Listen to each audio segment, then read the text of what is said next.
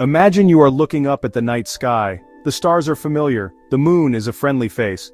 But tonight, something is different. Scientists have seen it. A giant rock, a meteor bigger than any mountain, is moving through space. It is not just passing by, it is coming directly toward us, toward our home, Earth. This is not a movie, this is not a story, this is our new reality. We have been told that in a few short years, this meteor will hit our planet. The impact will be so powerful that it will change everything. It will be an event that ends life as we know it.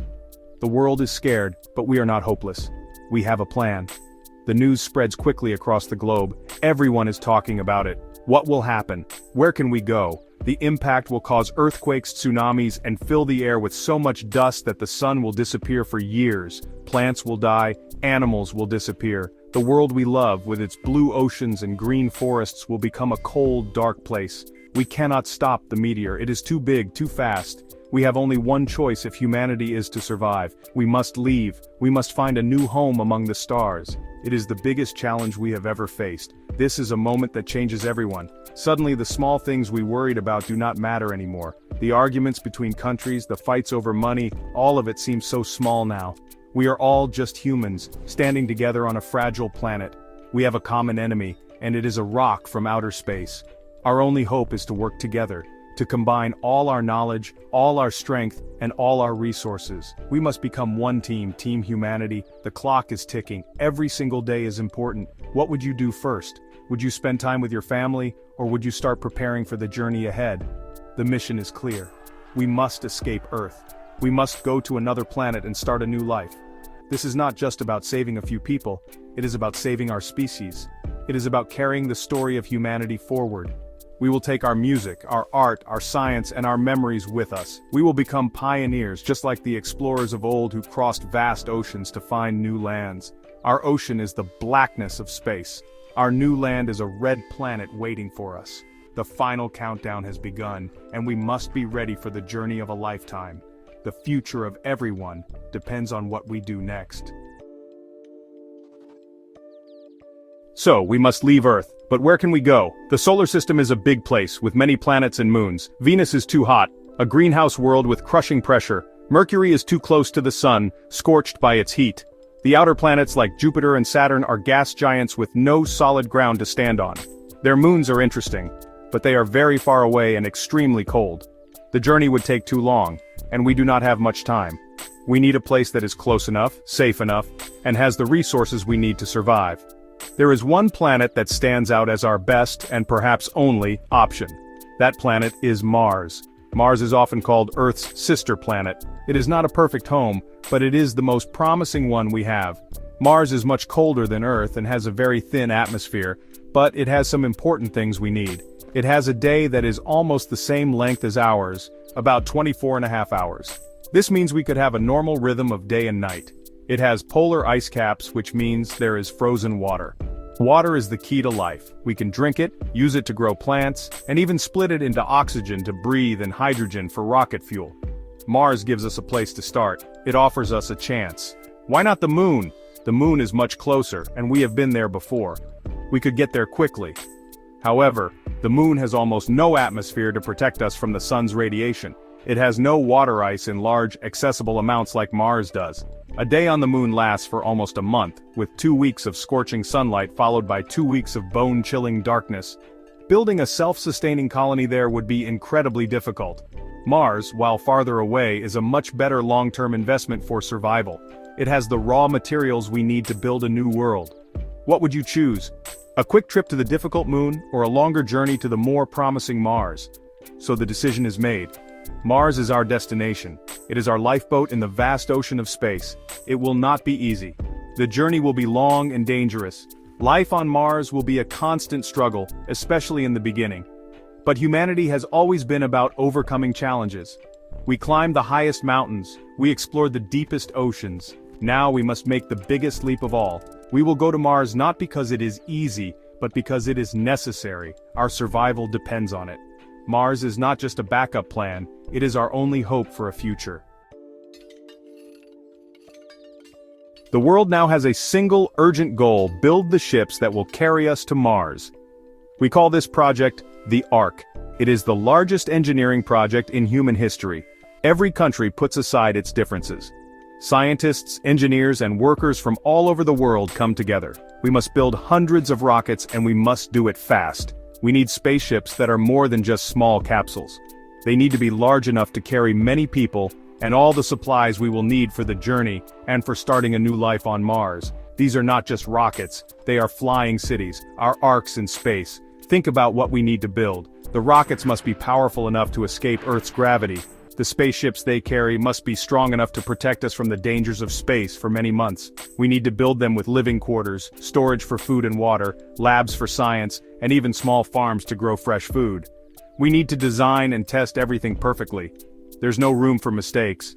Every bolt, every wire, every computer program must work flawlessly. Factories that once made cars and airplanes are now building spaceship parts. The entire planet is focused on this one monumental task. Who gets to go? This is one of the hardest questions we must answer. We cannot take everyone. The ships have limited space. We need to choose people who have the skills we will need on Mars. We need doctors, engineers, farmers, scientists, and builders. We need people who are healthy, strong, and mentally prepared for the challenge. But we also need to save our culture. We must include artists, musicians, and teachers. Families will be chosen to ensure a new generation can be born on Mars. Imagine you are part of the selection committee. What skills do you think are most important for building a new society from scratch? The pressure is immense. Every day the meteor gets a little bit closer. We work day and night fueled by coffee and the desperate hope for survival. We gather seeds for every plant we can think of. We create digital libraries with all of our books, music, and movies. We collect DNA from Earth's animals, hoping to one day bring them back in our new world. This is not just an evacuation. It is a careful preservation of our entire civilization. We are packing up our world in a cosmic moving van, preparing to ship it across the solar system. The Great Escape is underway, and humanity's future is being welded together, piece by piece. The day has finally arrived. The first fleet of starships is ready on launch pads all around the world. These towering metal giants stand against the sky, filled with fuel, supplies, and the chosen few who will carry humanity's torch to Mars. The mood is a mix of excitement, fear, and deep sadness. Families are saying their last goodbyes. Those who are leaving look up at the blue sky, the white clouds, and the green trees, trying to memorize every detail. They are saying goodbye to everything they have ever known. This is the last time they will feel the wind on their faces or breathe the open air of Earth. It is a moment of incredible sacrifice.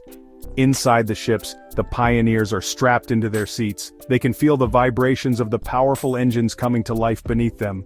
On the screens in front of them, they can see the faces of their loved ones waving goodbye from mission control. The final countdown begins. 10, 9, 8. Each number is a heartbeat. 7, 6, 5. This is the point of no return. 4, 3, 2, 1. Liftoff. A tremendous roar fills the air as the rockets ignite. The ground shakes and the ships slowly begin to rise, pushing against the heavy pull of Earth's gravity. They are on their way. From inside, the astronauts are pushed back into their seats by the incredible force. They watch as the world outside their windows gets smaller and smaller. The blue of the sky turns to the dark black of space. Soon they can see the entire planet Earth, a beautiful blue and white marble spinning silently below them. It is a breathtaking sight, but also a heartbreaking one. They are leaving their home, a perfect garden of life, because it is about to be destroyed. They are the lucky ones, but they carry the weight of that good fortune with them. What single memory of Earth would you hold on to the tightest during this moment? As the ships break free from Earth's orbit, the main engines shut down. A quiet calm settles over the fleet. The first part of the mission is a success. They have escaped, but the journey has only just begun. Ahead of them lies millions of miles of empty, dangerous space. They are now travelers between worlds, a tiny fleet of human souls sailing on a cosmic sea. They look back one last time at the bright jewel of Earth, their cradle, and then turn their eyes forward toward the faint red light in the distance. That is their destination. That is Mars. That is their future. The journey to Mars is not a quick trip. It actually takes about 7 to 9 months to travel from Earth to the Red Planet. For the people on board the starships, this means life must find, a new routine, a new normal, inside a metal container flying through space. Every day is carefully planned. There is no weekend or holiday. The survival of everyone on board depends on discipline and hard work. The ship is their entire world, a small bubble of life in the vast empty void. They must work together perfectly to make sure they all arrive safely at their destination. A typical day begins with a wake-up call from the ship's computer. After a quick wash with recycled water, it's time for breakfast. The food is mostly pre-packaged and designed to give them all the nutrients they need. But there are also small hydroponic gardens on the ship. These gardens grow fresh vegetables like lettuce and tomatoes. This fresh food is not just good for their bodies, it is also good for their minds. Seeing green, living plants is a powerful reminder of the earth they left behind and the future they hope to build. What food from home would you miss the most on a long space journey? After breakfast, the day is filled with tasks. Everyone has a job. Engineers check the ship's systems, making sure the life support, navigation, and power are all working correctly. Doctors monitor the health of the crew. Living in zero gravity for a long time can be bad for your bones and muscles, so everyone must exercise for at least 2 hours every day. They use special machines like treadmills and resistance bands to keep their bodies strong. Scientists conduct experiments, studying the effects of space travel and gathering data about the space between the planets. In the evening, after the work is done, the crew has a few hours of free time. This time is very important for their mental health. They watch movies from the digital library, read books, play games, or talk to their families back on Earth, though the time delay makes conversations difficult. They look out the windows at the endless stars, a view that is both beautiful and terrifying. They are more alone than any humans have ever been, but they are not truly alone. They have each other. They form a new kind of family, a spacefaring family united by their shared mission and their shared destiny. The journey through space is not just long, it is also filled with dangers. The starships are marvels of engineering, but the void between planets is an unforgiving environment. The greatest threat is radiation. Without Earth's protective atmosphere and magnetic field, the crew is exposed to a constant stream of high-energy particles from the sun and from deep space. This radiation can damage human cells and increase the risk of cancer. The ships are built with special shielding, and the water tanks are placed around the living quarters to provide extra protection, but the danger is always there. Another constant worry is the risk of being hit by micrometeoroids. These are tiny pieces of rock and dust, some no bigger than a grain of sand, that are flying through space at incredible speeds. Even a small particle can cause serious damage if it hits the ship in the wrong place. The ships have advanced radar systems to detect larger objects, but the smaller ones are impossible to track. The crew must trust in the strength of their ship's hull. A sudden alarm could mean a small leak, and they would have to find and repair it quickly before too much precious air escapes into space. Beyond the physical dangers, there is a serious psychological challenge. Imagine being in the same small space with the same group of people for over half a year. The isolation can be very difficult. The view outside never changes, just blackness and distant stars. The connection to home becomes weaker as the ships travel farther away, and the time delay for messages grows longer and longer. People can become irritable, depressed, or anxious. The mission planners knew this would be a problem, so they chose people who were mentally strong and trained them to deal with conflict and stress. Would you be able to handle the isolation, or would the endless void be too much? The crew must always be prepared for the unexpected. A system could fail, a fire could break out, someone could get sick with an illness the doctors have never seen before. They have to be ready for anything. They run drills and simulations constantly, practicing how to respond to every possible emergency. Their training is the key to their survival. The journey to Mars is a test of technology, but it is also a test of human courage, resilience, and teamwork. Every day they survive, the void is a victory, bringing them one step closer to their new home. After months of travel, the moment everyone has been waiting for finally arrives. Through the windows of the starship, Mars grows larger and larger. It is no longer a distant red light but a giant, rusty-colored world. The crew prepares for the most dangerous part of the entire mission: entry, descent, and landing. The ship must hit the thin Martian atmosphere at the perfect angle. Too steep, and it will burn up. Too shallow, and it will bounce off and be lost in space forever. The ship's computers guide the way, but everyone holds their breath. The landing sequence is a terrifying high-speed fall to the surface. The ship shakes violently as it enters the atmosphere. The heat shield on the bottom glows bright orange from the friction. Giant parachutes deploy, slowing the ship down. Finally, powerful landing rockets fire, blasting away the red dust as the ship lowers itself gently onto the Martian ground. Then, silence.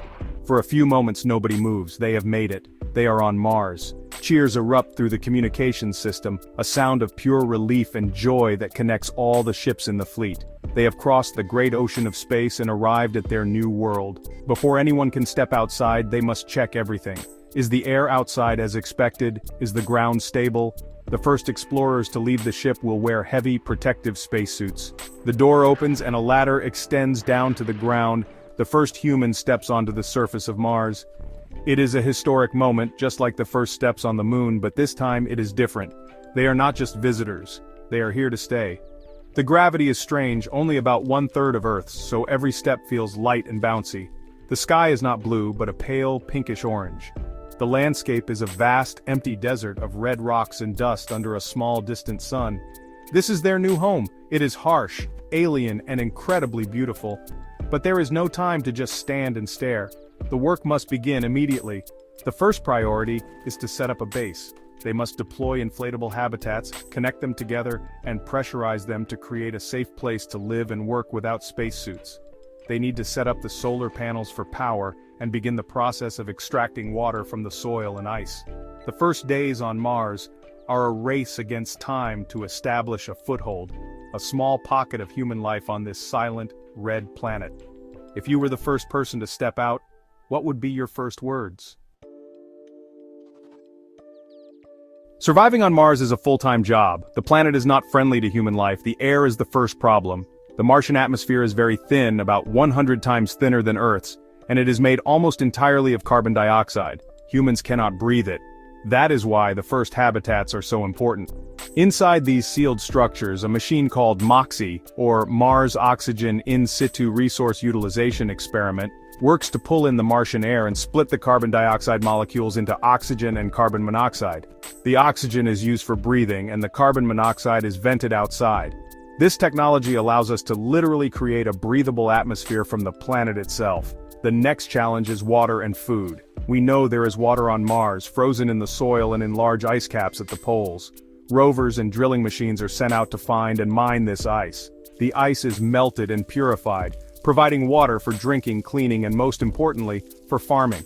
Inside the habitats, large hydroponic and aeroponic farms are set up. Under powerful LED lights, colonists grow crops like potatoes, soybeans, and wheat. These plants not only provide food but also help to recycle the air, absorbing carbon dioxide and producing more oxygen. Every drop of water and every bit of waste is recycled. Nothing is thrown away. Protection from the Martian environment is also critical. The temperature on Mars can swing wildly, from around 20 degrees Celsius during the day near the equator to as low as -125 degrees Celsius at night. The habitats must be well insulated to keep a stable temperature inside. The thin atmosphere also means there is little protection from the sun's radiation. To solve this, the colonists will eventually have to build their homes underground or use the Martian soil called regolith to cover their habitats. By piling thick layers of dirt on top of their bases, they can create a natural shield from the dangerous radiation. Life on Mars is a life of science and engineering. Every day, people work to expand the settlement, improve the life support systems, and explore the planet. They search for more resources and look for signs of past or even present microbial life. They are not just surviving, they are building a new civilization. They use three-dimensional printers with Martian soil to create bricks and tools. They build new habitats, laboratories, and greenhouses. It is slow, difficult work. What job would you want to have in this new Martian society? Would you be a farmer, a scientist, a builder, or an explorer? Every role is essential to making Mars a true home for humanity. Years pass. The small, fragile outpost on Mars has grown into a bustling town and then into a small city. The red dust of the planet is now home to a new generation of humans, children who were born on Mars and have only ever known its pink sky and low gravity. They look at Earth and their sky as a distant, beautiful star, a place from stories and history books. The news from home is a sad reminder of why they left. The meteor impact happened as predicted, and the Earth is now a cold, dark world beginning a long, slow process of healing that will take thousands of years. But humanity did not end. It survived. The Martian society is different from the one left behind. Having faced a common threat, the people on Mars learned to work together in a way they never did on Earth. There are no borders, no wars. Everyone understands that cooperation is the only way to survive and thrive in such a harsh environment. Resources are shared for the good of all. Science and knowledge are valued above all else. They are building a society based on logic, sustainability, and a deep respect for their new planetary home. They have learned from the mistakes that were made on Earth. This is their chance to get it right. This is just the beginning of humanity's new chapter. From Mars, we can look out into the rest of the solar system. We can dream of going even further, to the moons of Jupiter or Saturn, and one day, perhaps even to the stars. Mars is not the final destination, it is a stepping stone. It is the planet that taught us how to live away from home, how to become a multi-planetary species. The survival of humanity is no longer tied to the fate of a single planet. We have spread our seeds, and now, our future is much more secure. There is a great sense of hope on Mars. People look at the new sunrises, which paint the thin clouds blue and purple, and they feel a sense of purpose. They are the guardians of a tiny flame of consciousness in a vast, dark cosmos. They have faced the ultimate disaster and have not only survived but have come out stronger and wiser. They carry the legacy of Earth with them, but their eyes are on the future. They are Martians now, and they are ready to build a better world, a world of peace and discovery, under the light of a new sun. The story of humanity continues, written in red dust across the stars. Y antes de irte, cuéntanos en los comentarios qué ideas te gustaría ver en el próximo video del canal. Tu opinión puede inspirar nuestra próxima aventura en el espacio.